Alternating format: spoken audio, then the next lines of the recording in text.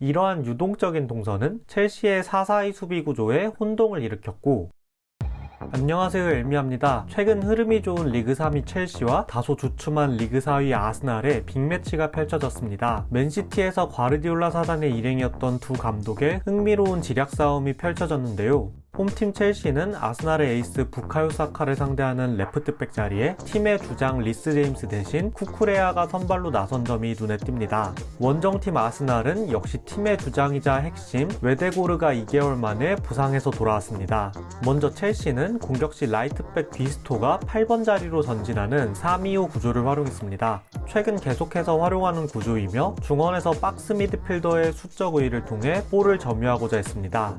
이를 상대로 아스날은 4-4-2 수비를 기반으로 투톱이 상대 투볼란치로 가는 패스키를 차단하고 투볼란치가 상대 8번들을 견제하며 굉장히 컴팩트한 간격을 통해 중원에서 상대의 수적 우위를 차단하고자 했습니다. 이 과정에서 부상에서 돌아온 웨데고르가 전방에서 본인의 적극적인 압박뿐만 아니라 팀 전체의 압박을 진두지휘하면서 첼시의 후방 빌드업을 방해하는 데 큰 역할을 했습니다. 이때 첼시에서는 3백의 중심 콜윌의 빌드업이 중요했습니다. 미스도 존재했고 완벽하다고는 할 수 없었지만 아스날의 강한 압박 속에서도 한 칸 건너는 전진 패스를 통해 계속해서 패스 루트를 찾아냈고, 아스날이 좁은 간격으로 중앙을 틀어막을 땐 수비 블록을 넘기는 사이드 전환 패스로 후방 빌드업의 핵심적인 역할을 수행했습니다. 공격 진영에서는 네투의 활약이 빛났습니다. 산초가 경기에 출전하지 못하는 기간이 늘어나고 있는 가운데 최근 레프트윙 주전 자리를 차지하며 폼을 끌어올린 네투는 전반전 벤 화이트를 상대로 좌측면을 활발하게 흔들었고, 후반전에는 모드릭이 투입되며 본인이 더 파괴력을 볼 수 있는 우측면을 흔들었습니다.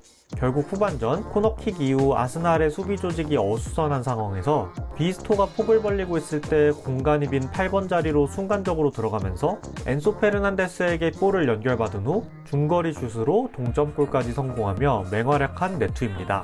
하지만 팀의 에이스 파머가 최근 리버풀전에서는 커티스 존스, 맨유전에서는 전반전 카세미르와 후반전 우가르테, 이번 아스날전에서는 토마스 파티 등 상대 수비형 미드필더에게 맨마킹을 당하며 시즌 초반의 절정의 모습이 다소 주춤해졌고, 시즌 초반 우측면에서 파머와 함께 시너지를 내며 맹활약한 마두에케 역시 최근 팀의 구조 변화로 파머가 좌측 8번으로 이동하고 우측면에서는 귀스토와 호흡을 맞추게 되면서 시즌 초반보다는 파괴력이 덜해진 모습입니다. 이번엔 원정팀 아스날의 공격을 살펴보자면 아스날 역시 평소대로 그들의 유연한 3백 빌드업 구조를 활용했습니다. 빌드업 과정에서 골키퍼가 센터백 사이로 들어오기도 하고, 한쪽 풀백이 6번 자리 혹은 8번 자리로 전진할 때 반대쪽 풀백이 세 번째 센터백으로 서기도 하며, 반대쪽 풀백 역시 전진할 때 두 명의 수비형 미드필더가 번갈아 가며 센터백 사이나 옆으로 들어오는 유동적인 동선을 통해 유연한 빌드업을 펼쳤습니다.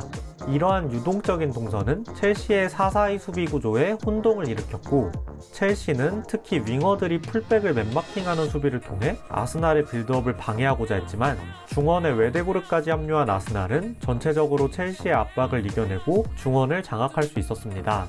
하지만 공격 진영에서는 특히 사이드에서 부카요 사카가 쿠쿠레아를 상대로 고전했고, 반대편에서도 마르티넬리가 막히면서 위협적인 찬스를 만들어내는데 어려움을 겪었는데요. 이때도 역시 웨데고르의 복귀가 큰 힘이 되어줬습니다. 특히 그동안 팀에 결여되었던 창의성이 더해졌는데요.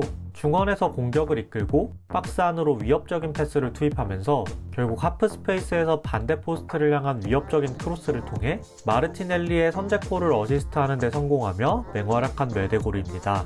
이 과정에서 첼시의 수비는 볼 쪽으로 쏠려 반대쪽을 체크하지 못한 점과 오프사이드 트랩이 무너진 점이 아쉬웠으며, 아직까지 수비 조직이 더 완성되어야 할 필요성이 보였습니다.